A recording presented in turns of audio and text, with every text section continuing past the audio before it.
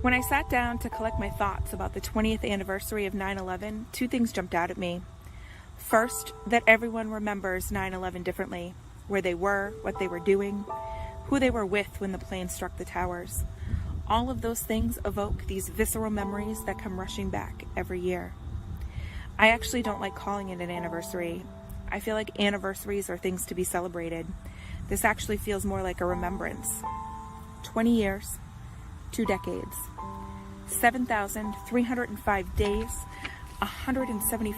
320 hours, and all of us still remember the exact moment we knew. We knew that nothing would ever be the same.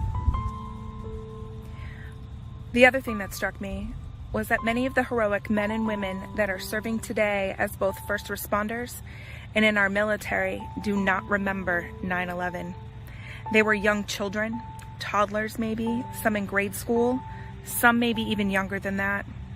It's something they learned about in a history book or heard about in stories their families told them.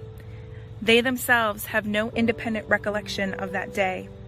To put it in context, more than 70 million people have been born in the U.S. since 9/11, 2001.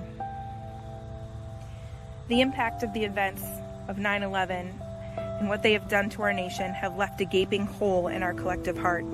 The collateral damage has been felt everywhere, radiating from the epicenter of the Twin Towers in New York to the Pentagon and on to Shanksville, Pennsylvania, pushing out to every corner of every community.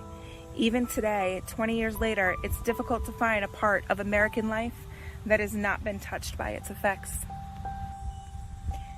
It's a day in my mind marked by its own experiences, my own personal and that of my closest loved ones, but more so by the paths it set others on, the events that it set in motion, and the ripples that play out even now.